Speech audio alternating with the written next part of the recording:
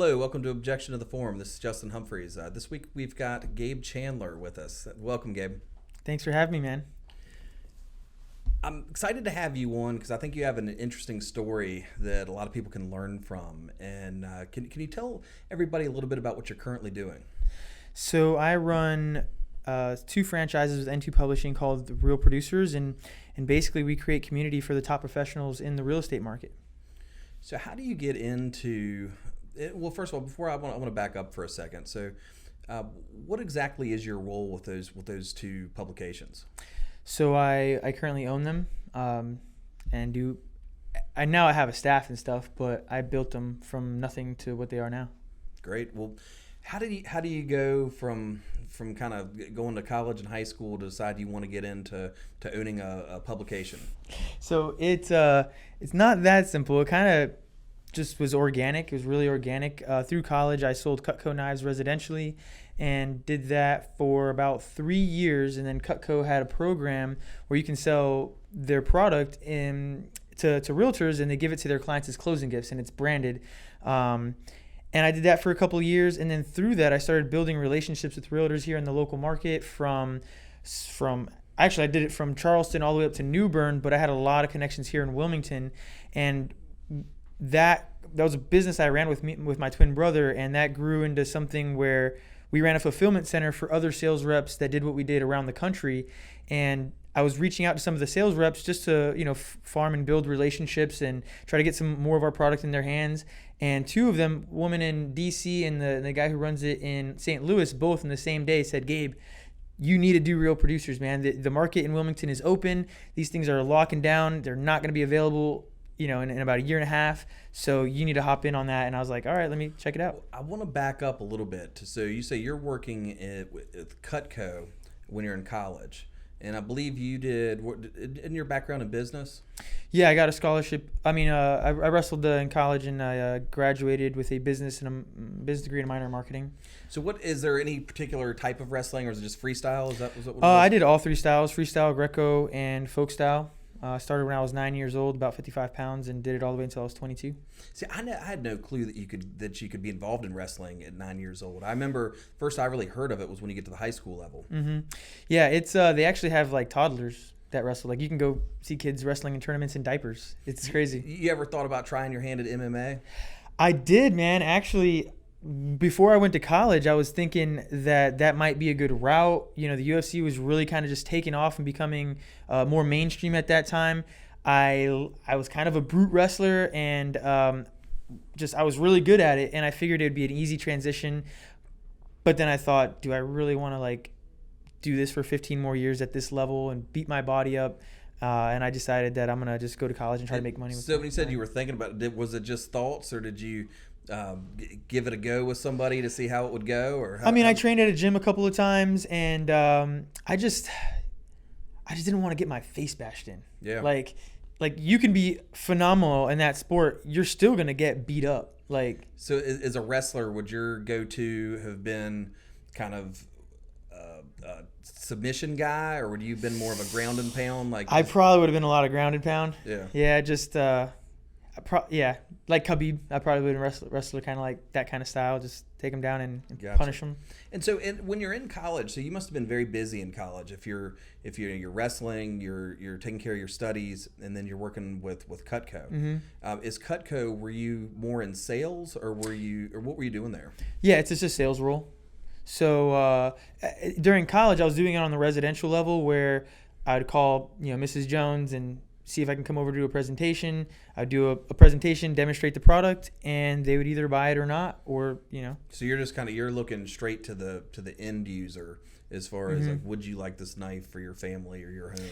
It's a little bit more elaborate of a sales process than just that, but yeah. Well, and are you just calling people up or going to their house and saying, "Hey, can I show you what these knives will do?" Or? So I didn't know. So typically you start with your friends and family, you call them, and then through the process you get new prospect clients. I started in St. Louis, Missouri. I had no family, no nothing over there. And I started with one of my friend's moms. She was the nicest woman ever. She actually set up 12 appointments and drove me to all of them. And it was awesome. a huge start to that. Because I imagine strangers, like I was trying to think of today what I would do if I was at work. It seems like that's when I get on my calls, never when nothing's going on. But if somebody calls me up and says, hey, I'd like to set up a time when I can show you these knives, I'd probably say, kick rocks. I'm not trying to do that. So what if somebody said, one of your good friends, I just met with one of your good friends, they got some knives for me, they said this would be something that you might be interested in, can I at least come over and show it to you and see what you think? Perhaps. Okay. Perhaps. If it was somebody I knew, and yes, I would give them a shot at showing me the knife. So it's a warm lead essentially, or a warm new prospect client. Yeah, you said lead. So we had to prepare. So Gabe's a young man. How old are you, Gabe? I'm 30. Okay, so yeah, Gabe's a young man, and so to prepare for this podcast, we just watched the Alec Baldwin scene from Glengarry Glen Ross. And the reason that came up is because whenever I hear leads, I just hate it, and that's what I think of when I hear the term leads. Is the leads are weak, but as Alec Baldwin tell you, you're weak. The leads are not weak. But we kind of went through that, and it's I don't know. It's kind of it'll get you fired up to do some sales. Yeah, for sure, man. I think the term prospect client it's a lot nicer sounding. Yeah, I mean. It's really what they are. They are prospect clients, Lead does. After watching that clip, it sounds scummy to me now. Yeah, but looking at it, that takes a lot of courage to do cold calls and to approach people, based upon just be given a list. Mm-hmm. So, I guess you transition from some point to kind of having these knife demos. You said you were kind of doing knives as a promotional gift. Mm-hmm. How do you transition from kind of just the calls and demoing knives to working with business people? Well, it was a big shift. I'm no longer going into people's homes and kitchens. I'm going into sales meetings and I'm presenting to a group of 30 to 250 people. And it's way different. It's a really great learning experience. It's really put me in uncomfortable situations where I was forced to grow, and I'm just super thankful that I went through all that. Did you go from Missouri to Wilmington with Cutco? No. So I went from Missouri to Miami for 6 weeks. I couldn't find a job. Then I went to Greensboro for a year with my twin brother. That's where he was at. From Greensboro to Raleigh, and then from Raleigh to Wilmington to expand the gifting business. Gotcha. And so, I guess, were there any connections from Missouri as far as with Cutco, or did you just let them know, hey, I'm in a different market now, but I'd like to get back involved with it? Say it again. Well, I guess I'm just wondering, like, what makes you decide go back to Cutco when you move back to the East Coast? Well, it was just, I already knew it. It's easy to get plugged in. It's a 1099 position, so you never leave. You can always just start doing presentations and putting in orders and collecting your checks. So I never left the company. I never went inactive. So I can do it anywhere in the country. I can go to Key West. I can go to San Diego, and just, if I can make it happen, I can make it happen. But so I never actually left. So when you get to Wilmington, I guess you're doing more of kind of the gifting that you were talking about, and you're working with maybe businesses that are using the knives as promotional tools. Mm-hmm. Yeah. So it started out with the knives, but we expanded to a ton more products, ideally things that are in the kitchen, used all the time, and that you can brand to stay in front of the clients long term. And I think you mentioned something about fulfillment. Mm-hmm. What does that mean? Is that like putting together orders, or what does that term mean? So with what they call it third-party products, anything that's not the Cutco products, so like cutting boards, tumblers, just other engravable items. We started, we opened an engraving company, bought an engraving machine, started stocking products, started reaching out to these other people that were already selling these knives, that were already doing this, and we gave them something else to offer along the way, because some people just don't want to give a knife, and that's totally fine. We gave them other options, and then we started doing it for ourselves, and then we started doing it for other people that were already selling the closing gifts. Were you doing the engraving yourself? No, I never ran the machine myself. I mean, maybe I did it myself for like a board I wanted, but. How do you go about finding somebody to do engraving? So we employ our family. Gotcha. And did you ever have any situations where somebody's ordered this expensive knife and then the engraving's fucked up and then they look at it and they're like, what is this? How did this get on here? Well, yeah. There's a proofing. It doesn't happen often. There's a proofing process in place, so they get to see what's going to be engraved on it before it's actually engraved. And most of the time when that happens, they actually approved a proof that they weren't actually cool with. But every once in a while, we did make a mistake, and we got to replace the order. Yeah. Well, that's so. I guess who are your typical clients when you're doing the kind of the gifting end of the knives? So I don't do that anymore. I haven't done that for about 3 years now, but it was 95% real estate agents. Now, my brother's really kind of taken it to another level. He has roofer clients, doctor clients. I mean, event planners. He works with just a vast array of different businesses that just want to stay in touch with their clients long term, and it's just a really strategic way to do it. Primarily, though, still probably 90% real estate agents. Many lawyers? A couple lawyers. So lawyers are typically worried about the liability on something like that, I'd imagine. Yeah, but it's marketing. It's branding and marketing. It's a marketing tool. If you brand it, it's 100% write-off. Yeah. You know what I mean? I don't want the murder weapon with my name on it. It's oh gosh, the murder weapon. Or, you got this murder and some sandwiches. This knife was too nice. It was dangerous. But sorry, so you're working with real estate agents, and I guess at some point you get presented with this opportunity to get your own Real Producers franchise. Yeah. Can you explain a little bit about what is Real Producers? So it's a relationship building platform for the top professionals in real estate. We started with the actual platform. I mean, that's basically the gist of it. If I had to sum it up in one sentence, it's a relationship building platform for the top professionals in real estate. It's a social publication for the top 300 to 500 agents in the market. We pull straight off the MLS. We get their numbers, and that's who we send the magazine to. We update our numbers once a year. And in the publication, we share the stories of agents that are in that group. Now, agents cannot pay to be in the magazine, so they're selected based on merit for different reasons, and that allows us to maintain a high level of integrity and respect from the agent community, because they know when they see their peer in this publication, it's not a pay-to-play model. It's not something that person paid for. It's a legit reason.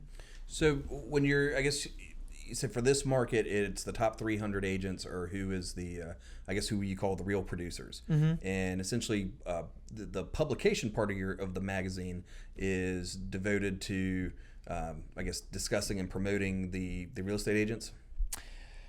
It's really kind of sharing their story and their journey, right? Because these agents are working together all the time, doing transactions together, and they rarely talk about things outside of the transaction, because it's not really ideal to say, where are you from? What are you into? Like in a transaction, it's a business thing, you know what I mean? So they're not really getting to know one another, but it helps to have a strong relationship with the agent on the other side of the table, and that's where we come in to bridge that gap. And do real estate agents is it adversarial with them when you have like one agent representing the buyer or the seller? Or sometimes in attorneys, it's almost you kind of tend to view it as a competition, or you've got two clients with different positions and trying to advance two different agendas, and so there's kind of opposing goals.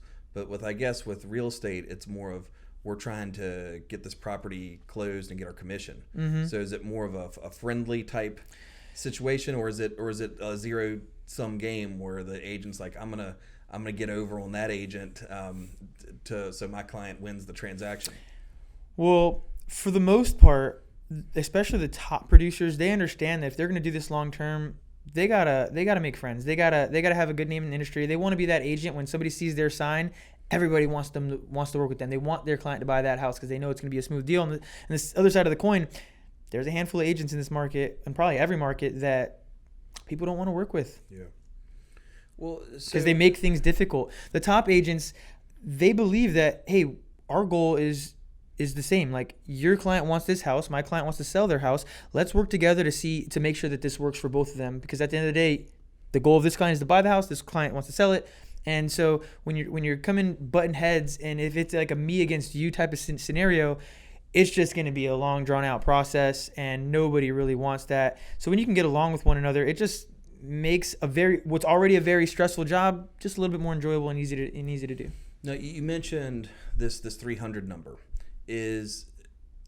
How objectively verifiable is the 300? I mean, like, is there any room for dispute as far as who's the top 300 in Wilmington?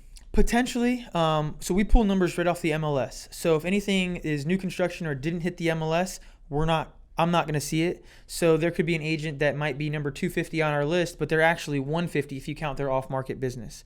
There might be an agent who's number 400 that might be 300 if we counted their off-market business. But I would say it's about 99% accurate. I mean, out of the 300, you might have 5 people or so that, are out of place. Do you ever adjust the rankings where somebody comes to you and will say, look, I did X amount of business off market, I need to be in the 300? So if somebody comes up and they want to get the magazine and they want to be included and they do, they could show me like that they did more volume, I have no problem sending the magazine and including them in the group. I'm not here to like exclude people. You know what I mean? So you're not going to number 300 and tell them, sorry, I mistakenly thought you were a real producer, but after further review of the data, there was this guy that had all these off-market transactions. No. I wouldn't exclude that person because they're already part of it. I probably would just. This is we're talking about stuff that's never happened. Yeah. But if it did happen, I would just add that person into the community. Gotcha. So we mentioned the MLS, and so I think what most people are aware of, that's the kind of the most listings, listing services. That's where most properties are marketed in a community. So you got now when you're ranking the 300 to become, or you're pulling the list from the MLS, is the list dictated by number of transactions, or is it the combined volume of sales? So we go off of the combined volume of sales. And so I guess in that situation, if you've sold several high dollar properties, that would put you, I guess, highest on the list. It'd be the most amount of the combined total of all your sales. Yeah, we go based on volume, just because if you're an agent, you want to make the most money, right? Yeah. You get paid more on the volume. Yeah, I like money. I think most everybody does, and that makes sense as a way to look at it. I didn't make the rules. This is a franchise model that I follow. So they said we go off of volume. I go off of volume. If you were starting your own real producers from scratch, is there anything you would change in the method for determining who are the real producers? I'd have to think about that one, but. Not really, man. I mean, only other thing I can think of is just instead of looking at volume, just looking at transactions, number of transactions. One of the things I think is unique about what you're doing, it seems like you were, from what I understand, at the time you opened in Wilmington, the other markets that had Real Producers magazines were larger cities, from what I understand. Yeah. What gave you the confidence that model would work in a smaller market like Wilmington, North Carolina? Well, because no matter where you go in the country, I mean, real estate is real estate. Relationships are relationships. So I don't see why.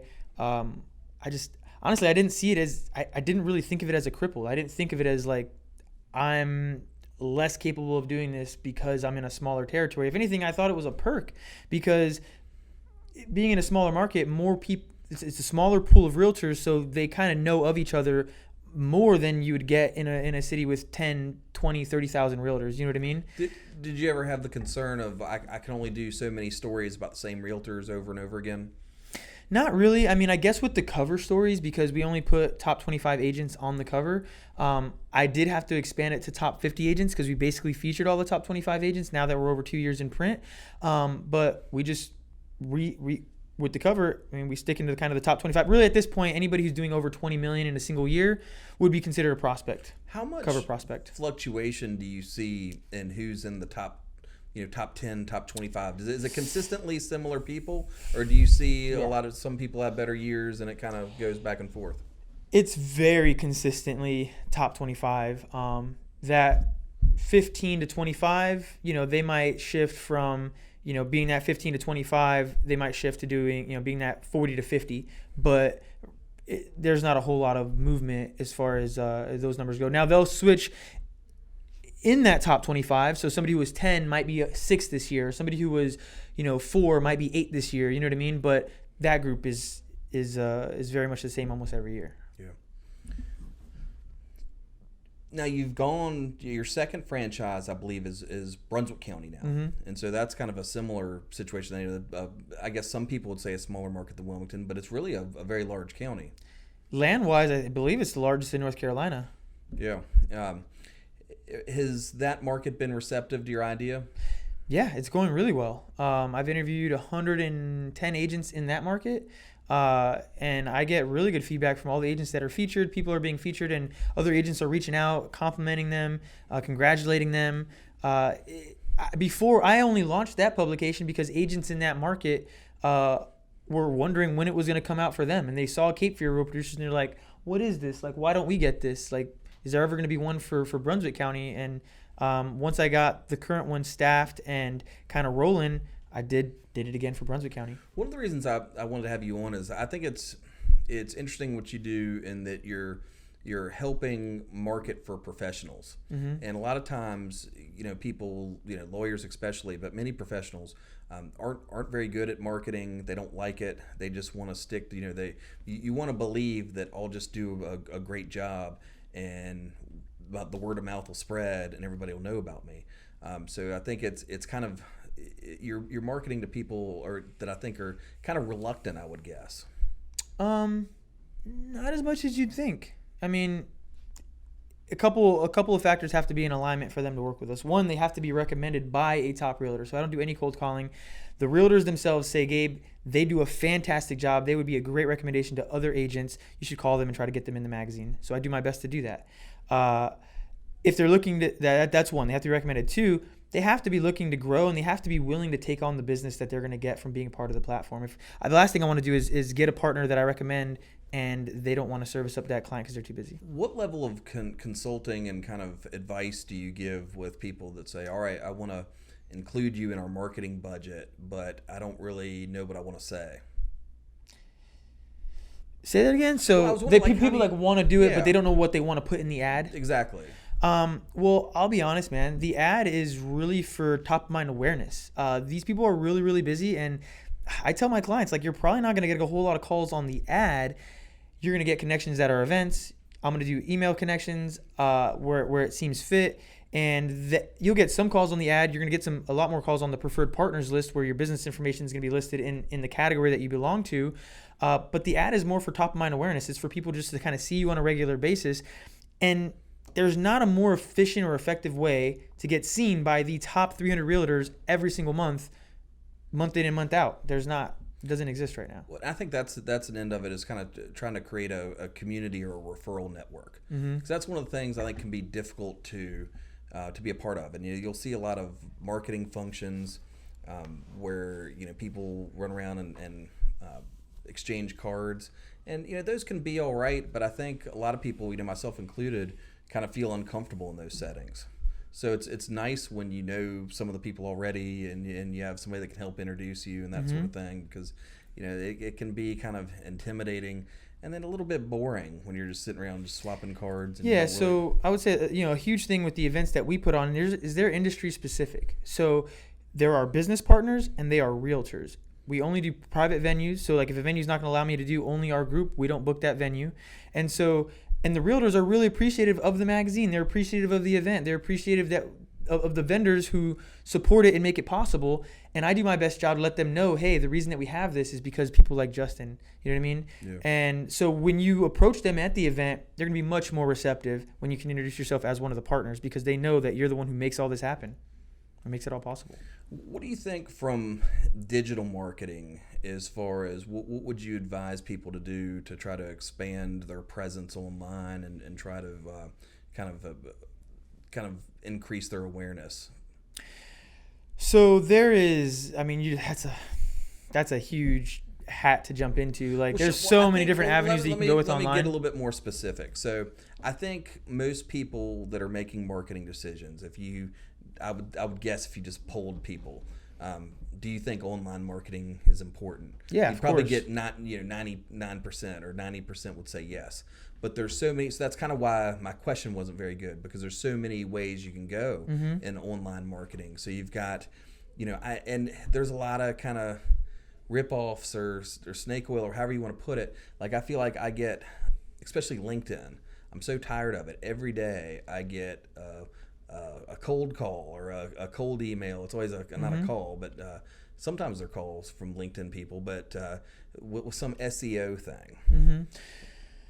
But you got SEO, you've got directories, you've got there's so many different ways you can go with it. What do you think is some of the more effective ways you can market yourself online? I like social media. I mean, it's not going anywhere. It's only going to become more and more prevalent. There's new apps coming out every so often that are really, really prevalent. So I would say social media is and there's so many different ways you can utilize social media in itself. So I like social media. I mean, people are there. I can dive into detail on that, but I would say social media. Is there ever a concern with social media that you're kind of doing an echo chamber where it's the people that you already know and they're already familiar with you, or they already know your products or know what you're about, that you're just kind of preaching to the choir by doing posts and by marketing in that way? Not necessarily. I mean, well, one, why wouldn't you want to stay in front of the people that are already giving you business, right? So why wouldn't you want to preach to the choir, right? Two,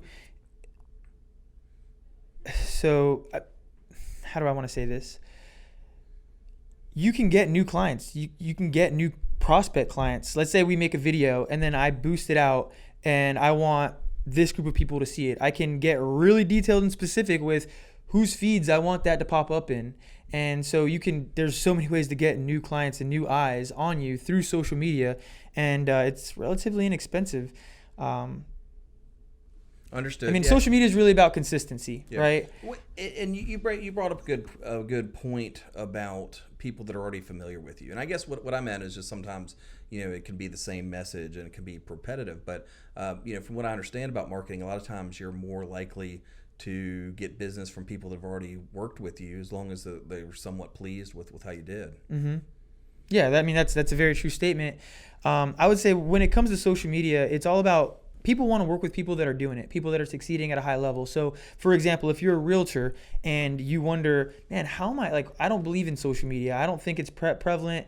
I'll tell you, it's not going to be prevalent if you don't make it prevalent. You know what I mean? And it does take a lot of work, and it's about consistency. So, for example, like Zillow. Zillow is those leads or those prospect clients are so much closer to conversion than somebody typically that you're going to get on social media. Social media, they might be thinking about moving to an area or buying a property, but they're just kind of looking, and then they come across your profile and they start following you. And if you're putting out every single day, showing your closing, showing what you're doing on a daily basis, showing that you're getting it done, they're going to follow you. And typically those prospect clients convert 6 to 12 months. So Zillow is kind of like the Glengarry leads, isn't it? Like at the very end was like the gold. These are the gold. These are the Glengarry leads. Because from the way I understand with Zillow, it's like most people that are in the market to buy a house, I would presume they, or at least these days, are doing some kind of online research before they go. And I guess a lot of times Zillow is capturing the online research, because you may see a sign and then go type in the address, or you might go look through it. And I guess so is the way Zillow works. I imagine you have to engage with Zillow. You have to click the button and say, I'm interested in seeing this house or something like that. Yeah, so with Zillow, they just look at there's a listing agent, and they could call that agent directly, but they'll have 4 or 5 agents on the side here, and you can see this person has 50 reviews, this person has 2 reviews, and so they get Zillow reviews, and there's just so many agents that they have on that. So typically they're looking at a property, they see an agent, and they just call that agent. Now the thing with Zillow is if you don't answer that call right away, they're going to call the next agent, because there's one on that page for them to call right after. So in order to convert Zillow leads at a high level, you got to be answering that phone ASAP.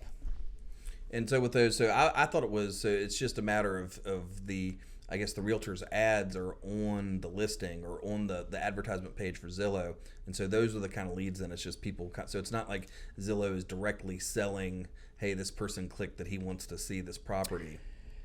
No, I am not, I don't have a Zillow account or anything. Yeah. I do for rentals and stuff, but no, they're calling somebody that they found on that site. So they have agents plastered all over. They have agents, sometimes they have lenders, and they're on every single page on Zillow. So, and it almost it looks like it gives you options, and really the more money that you pay, the more that you pop up. Yep. So with your publication, the advertisers, and I guess the partners you call them, are all, I guess you'd call them vendors, maybe that are somewhat related to real estate transactions. Do you do anything to market the realtors themselves, or are you more focused on promoting the individual, the advertisers that with your publication? So I want to make it as much of a value for everybody involved, whether they're a client or a realtor. A lot of times the realtors will utilize this as promo. It definitely is promo for the realtors that are being featured. They share it on their pages. They get traction. I had one guy that I featured at a Rising Star, and he had 5 leads come in that all converted for over $1 million in volume. And so it just feels really good to be able to do that for somebody for nothing in exchange. What's your process when you put together a story about somebody? Is it just, hey, this realtor is in the top 25 and she was she made a lot of money, or is it, or like what do you focus on? So there's a couple of different categories that we look to feature every single month. So on the cover is going to be those top 25 agents, or at this point anybody over 20 million. We do a rising star or a realtor on the rise, kind of self-explanatory there, just somebody growing their business at a fast rate. We'll also look to feature anybody that is doing good in the community, whether they're working with a charity, volunteering a bunch, or just have a really good cause that they're trying to promote. Recently we did something for the NICU with Annabelle's Purse. We do those. That's one of my favorite things to do because I just get a level of fulfillment from that. We'll also do special features. So there's a ton of agents out there that do a really good business. They have a really good name. Agents like working with them, but they're not new enough to be a rising star. They're not quite on the cover yet. They're not really working with any charity. So I do a special feature to include those agents. And a lot of times those are some of the most popular stories because those agents are so well known in a good way. We'll also do partner features. So we'll feature some of our vendor partners. We'll do broker and owner features. So I've featured like Jim and Trey Wallace at Intercoastal. I've featured, so those are the core features that we do. And when you're doing those, is it just kind of, are you writing them, or is it the people with Into, or how does that process work? I have a writer that I have on staff. Gotcha. Are people picky about what's said, or do they? Some more than others, Just make me look cool. There's a proofing process. So when the writer writes it, that we send it to the people that are being featured, and they review it. They can make sure that it's all correct, and if there's anything we need to change, we change it before the fact. And that's kind of the process. The first process of getting featured is to have an interview with me. So I have about an hour-long interview where I dive down and dive in and just really get to know the agent and see if we did a story, what kind of story would we be able to do? Like, what would be the spin on it? Like, what do we have here that people would want to read about? What's your angle when you're sitting down with them? Are you trying to learn about their personal lives, or their business strategies, or the relationships that they've cultivated? So a little bit of it all. I'm really just trying to get to know who they are as an individual. I'm really trying to onboard them into the community, let them know what we're about, because if they've never had an interview with me, I recently had an interview with an agent, and she's been getting the magazine for a while, but people still think that agents are paying to be in this publication. And so when I sit down with them and let them know what it's all about, it's just, they're so much more accepting of us, and they want to support that. And they'll, but basically you have an interview. From there, I call it content prospecting. So I'm kind of finding who we're going to feature. I have a publishing calendar, and when I find somebody that we want to feature, I add them to the publishing calendar to the next available month in their column. And that's kind of the process. From there, we schedule a photo shoot. Once we get the photos in, I connect them with the writer. They have a brief interview with the writer. Sometimes I'll give the writer background info. A lot of times he'll just get it from them on a call directly. He writes the article, sends it to them for review, get that approved, and then we're ready to go to print. Where do you see you taking your business in the future? I know you've expanded to the Brunswick County market.